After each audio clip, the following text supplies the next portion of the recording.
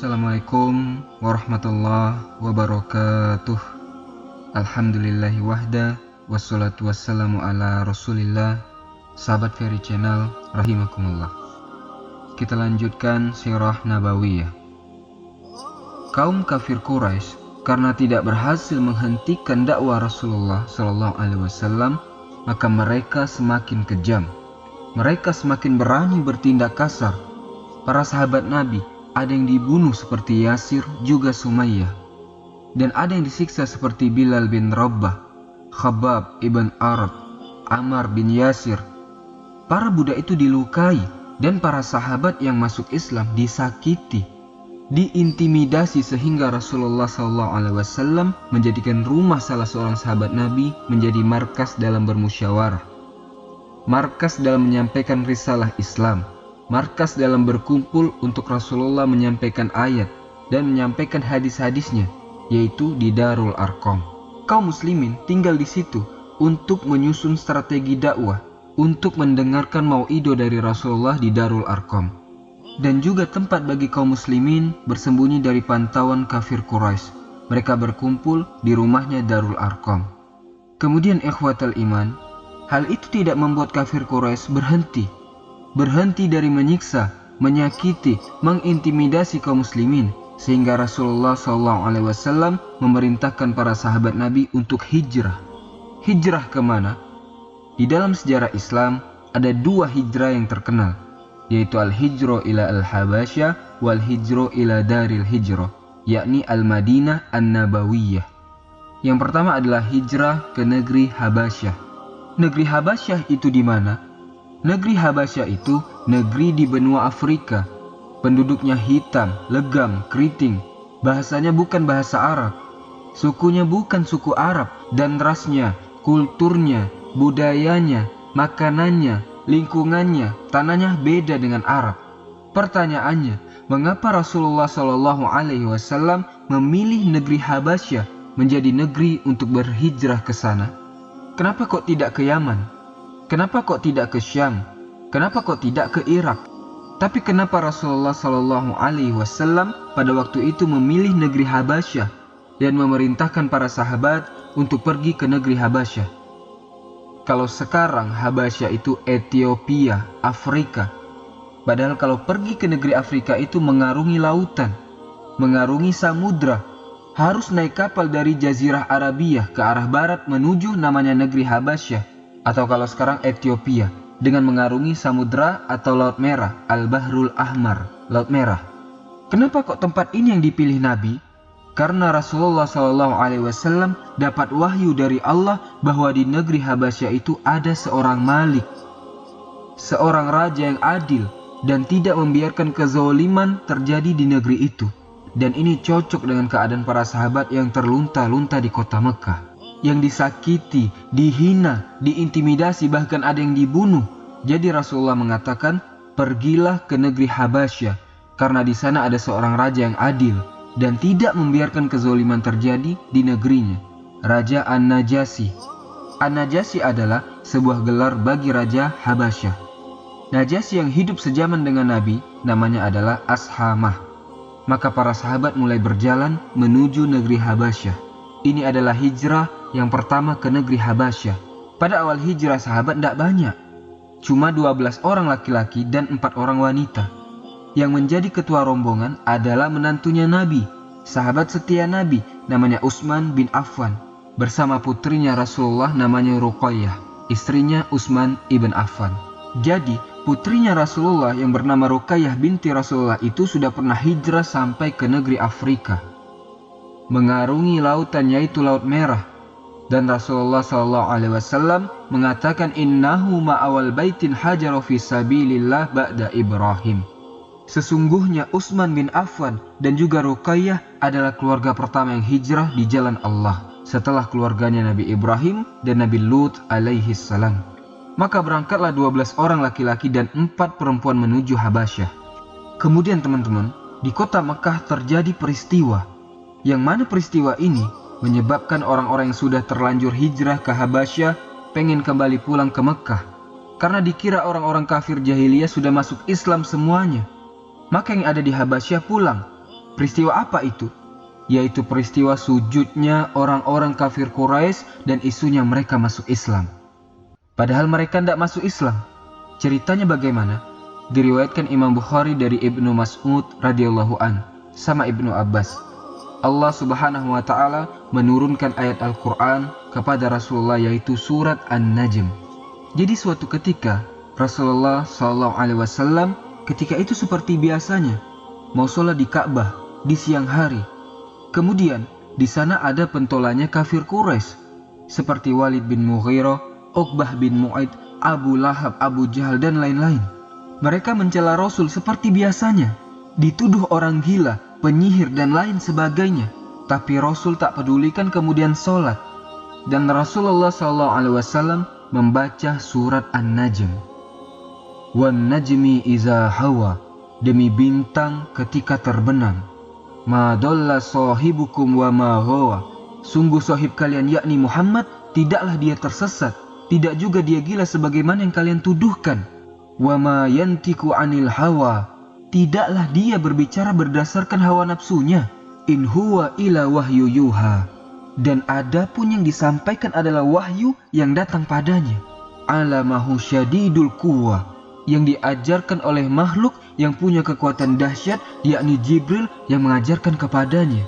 Kemudian di surat An-Najm ada cerita kaum-kaum terdahulu yang Allah berikan kekuatan, kemajuan, kebesaran luar biasa, seperti kaum Ad, kaum Samud, kaumnya Nabi Nuh, kaumnya Nabi Lut. Namun Allah menghancurkan mereka semuanya. Dikarenakan apa? Dikarenakan pengingkaran mereka terhadap Nabi dan Rasul yang ada pada mereka. Nah, mereka semua terkesima mendengar bacaan surat An-Najm ini. Dibacakan Rasulullah SAW sampailah di ujung-ujung ayatnya. Azifatil azifah, sungguh telah mendekat hari kiamat. Laisa laha min dunillahi kashifah, sungguh tidak ada penyelamat bagimu dari hari tersebut kecuali hanya Allah. Afa min hazal hadisi ta'jabun, apakah dari berita demikian kalian kaget, merasa aneh dari apa yang dihabarkan tadi yang dibacakan? Wa tadhakuna wa la tabakun, masih sempat kalian ketawa-ketawa dan tidak menangis? Wa antum samidun, masih sempat kalian santai-santai, masih lengah darinya. Fasjudu lillahi wa'buduh, maka sujudlah kalian kepada Allah dan sembahlah Allah saja. Itu kan ayat sajadah. Langsung Rasulullah SAW sujud di tempat. Kaum muslimin yang ada langsung sujud di belakang Rasulullah SAW. Kaum musyrikin tidak bisa kuasai badan mereka, sujud di tempat bersama Rasulullah SAW. Tuh, lihat, di luar kuasa mereka badannya. Karena mereka orang Arab asli, ngerti sastra Arab, ngerti indahnya bahasa Arab. Saking terenyuhnya, saking terkagum-kagumnya dengan ayat yang dibacakan Nabi, maka seakan-akan kafir Quraisy ini mengalir mengikuti ayat-ayat ini. Setelah sujud, setelah beberapa saat mereka bangun, dan mereka saling bertanya satu sama lain, Maza fa'alna? Maza fa'alna? Ada apa ini? Apa yang kita lakukan? Kenapa kita sujud? As-sajna li Rabbi Muhammad? Apakah kita sujud kepada Rabbnya Muhammad barusan? Mereka tidak sadar. Bahkan kata Ibnu Abbas, semua manusia dan jin yang ada pada saat itu ikut sujud bersama Rasulullah SAW. Mereka tidak sadar, saking tidak bisa menahan keindahan Al-Quran yang dibaca Rasulullah SAW. Maka kejadian inilah didengar oleh para sahabat Nabi yang telah hijrah ke Habasyah tadi. Mereka mendengar isu bahwa kafir Quraisy sudah masuk Islam. Maka akhirnya sebagian mereka pulang ke Mekah. Sekalinya pulang ke Mekah, ternyata enggak. Bahkan lebih dahsyat penyiksaan kaum muslimin di Mekah. Akhirnya berangkatlah hijrah kloter yang kedua, tahapan yang kedua, dan lebih banyak dari yang pertama. Inilah al-hijrah as-saniyah ilal Habasyah. Hijrah yang kedua ke negeri Habasyah. Jumlah yang hijrah ada 83 laki-laki dan 18 atau 19 perempuan. Kemudian, ketika kafir Quraisy mengetahui informasi berangkatnya sebagian orang-orang yang masuk Islam, berangkat menuju negeri Habasyah, maka orang kafir tidak tinggal diam. Orang kafir Quraisy mengutus 2 diplomatnya, Amr bin As saat itu masih kafir, dan Abdullah bin Abi Rabi'ah juga masih kafir. Ditugaskan kafir Quraisy karena memang mereka ini orang yang cerdas. Diperintahkan kafir Quraisy untuk berangkat ke negeri Habasyah untuk menemui Raja Najasyi. Gunanya untuk apa? Gunanya untuk memprovokasi dan melobi agar orang-orang Mekah yang masuk Islam yang tinggal di negerinya tidak diberi suaka dan diusir. Disuruh pulang Mekah kembali. Maka berangkatlah Amr bin As dan Abdullah bin Abi Rabi'ah. Mereka membawa hadiah-hadiah yang banyak. Tujuannya diberikan kepada Raja Najasyi untuk memudahkan bernegosiasi. Saat sampai di sana kedua utusan kafir Quraisy ini, ketika menuju istana negara atau istananya An-Najasyi, dan dua orang ini mengatakan, "Ya ayyuhal malik, wahai baginda raja, telah datang kepadamu orang-orang bodoh di antara kami. Mereka meninggalkan ajaran kami, mereka meninggalkan ajaran nenek moyang kami, dan mereka masuk ke negerimu, tetapi mereka tidak ikut agamamu. Waja'u bidinin ibtada'uhu." Mereka datang dengan agama baru, masuk kepada negerimu. La na'rifu nahnu wal anta. Yang mana agamanya mereka ini, kami orang Mekah tidak pernah kenal dengan agama baru ini. Begitu juga Anda tidak kenal dengan agama baru ini. Maka kami diutus oleh para sesepuh kami yang ada di kota Mekah untuk datang ke sini, agar engkau mengusir mereka dari negeri Anda. Maka tolong kembalikan mereka ke Mekah. Ya, sebenarnya tujuan mereka untuk disiksa kembali. Dan apa yang terjadi? Seperti yang disabdakan Rasulullah, pergilah ke negeri Habasyah, karena di sana ada seorang raja yang adil, tidak membiarkan kezoliman ada di negerinya. Dan terbukti, Najasyi tidak langsung mengatakan, "Betul omonganmu ini, kami akan usir orang-orang Islam semuanya." Enggak. Padahal para pendeta di istana mengatakan, "Benar omongannya dua utusan Raja Mekah ini, wahai raja. Minta Najasyi untuk mengusir kaum muslimin ini." Tetapi kata An-Najasyi, "La, kita tidak menghukumi sepihak. Aku harus ketemu dulu dengan orang-orang yang katanya punya agama baru ini." Akhirnya dipanggillah salah satu utusan dari rombongan sahabat yang hijrah ke Habasyah ini, sahabat Nabi yang mulia, sepupu Rasulullah SAW, yaitu Ja'far bin Abi Thalib. Setelah itu ditanyalah sama Raja Najasyi. Raja Najasyi mengatakan, "Hei Ja'far, wahai orang Islam, kau meninggalkan kota Mekah, meninggalkan agamamu yang lama, kemudian kalian kesini membawa agama yang baru. Agama apa yang kalian peluk ini? Walam tadkhulu bihi fi dini. Kalian tidak masuk ke agamaku, tapi kalian meninggalkan agama nenek moyang kalian. Agama apa yang kalian bawa ini? Tolong jelaskan kepadaku," kata Raja An-Najasyi. Maka Ja'far mengatakan, "Wahai baginda raja, dulu kami adalah kaum jahiliyah. Kami menyembah patung-patung dan berhala. Kami makan bangkai. Kami melakukan fahisyah, zina. Kami suka memutuskan silaturahim. Kami dulu adalah orang yang suka menindas orang yang lemah. Dan kami dulu mengubur anak-anak perempuan kami. Kemudian datanglah seorang Rasul, utusan kepada kami, menyuruh kami untuk menyembah hanya kepada Allah, meninggalkan penyembahan kepada berhala-berhala, menyuruh kami menyambung tali rahim, menyuruh kami berbakti kepada kedua orang tua, menyuruh kami untuk melakukan amal soleh, meninggalkan kepercayaan-kepercayaan jahiliyah, memerintahkan kami untuk tidak berdusta, memuliakan tamu, dan seterusnya." Disebutkan ajaran Islam oleh Ja'far bin Abi Thalib dan didengarkan dengan seksama oleh Raja Najasyi. Ketika selesai Ja'far menjelaskan tentang Islam, maka Raja Najasyi mengatakan, "Apakah engkau membawa sebuah ayat yang didatangkan oleh Allah dan diturunkan ke nabimu? Coba bacakan ayat atau wahyu yang diturunkan kepada nabimu. Aku ingin dengar." Maka dibacakan oleh Ja'far bin Abi Thalib surat Maryam, Kaf ha ya ain sad, dan seterusnya. Ayat yang menceritakan bagaimana Nabi Isa di kandungan Maryam, bagaimana ketika melahirkan Nabi Isa. Di awal-awal surah itu diterangkan semuanya. Mendengar itu dengan seksama, akhirnya An-Najasyi menangis terseduh-seduh karena mendengarkan ayat yang dibacakan oleh Ja'far bin Abi Thalib. Bahkan para uskup-uskup pun juga ikut menangis sampai basah jenggot-jenggot mereka, karena menangis ketika melihat kebenaran yang dibacakan oleh Ja'far bin Abi Thalib dari Al-Quran tersebut.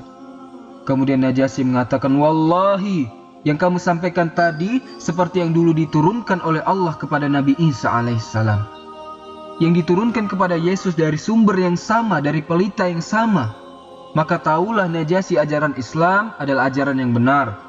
Kemudian Raja Najasyi berkata kepada Ammar bin As dan Abdullah bin Abi Robi'ah, "Intaliqa, pergilah, berangkatlah kalian menuju Mekah demi Allah.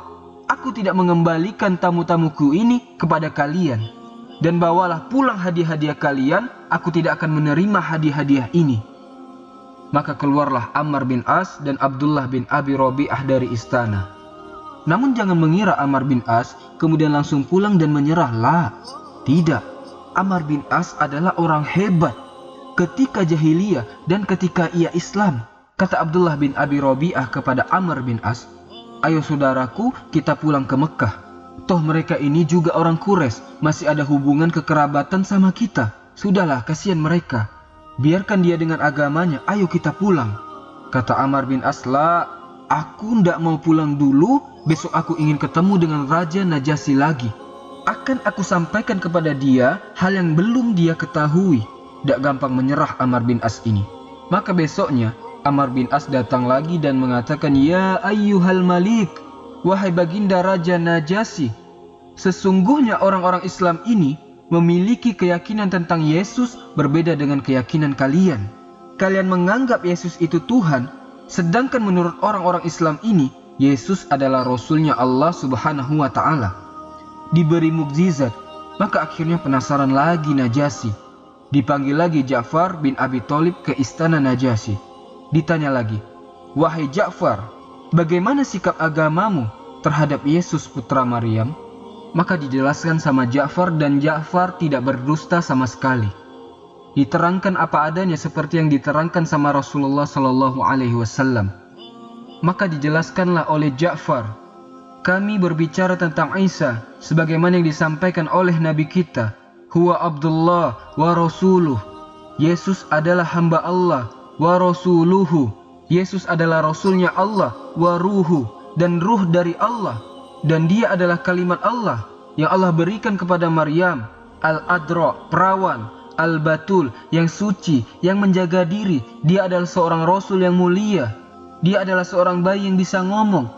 Diterangkan tentang keutamaan Nabi Isa, bahwa dia lahir dari perempuan yang suci yang bernama Maryam. Dia adalah orang dimuliakan dalam Islam. Diterangkan semuanya setelah mendengarkan penjelasannya Ja'far. Kemudian Najasyi memegang kayu diambil dari tanah. Kemudian Raja Najasyi mengatakan, "Demi Allah, tidaklah Isa, tidaklah Yesus kecuali seperti apa yang kamu sampaikan tadi. Aku beriman bahwasanya Yesus seperti apa yang kamu omongkan tadi. Dia bukan anak Tuhan, tapi dia adalah Rasul. Dia hamba Allah, Rasul Allah yang mulia, lahir dari perawan suci yang bernama Maryam." Kemudian setelah itu para pendeta-pendeta itu tidak terima mereka. Maka Najasyi mengatakan kepada mereka, "Meskipun kalian tidak terima, tetap aku yakin bahwa Nabi Isa adalah hamba Allah dan Rasulnya, seperti keyakinannya orang Islam." Maka Najasyi masuk ke dalam agama Islam.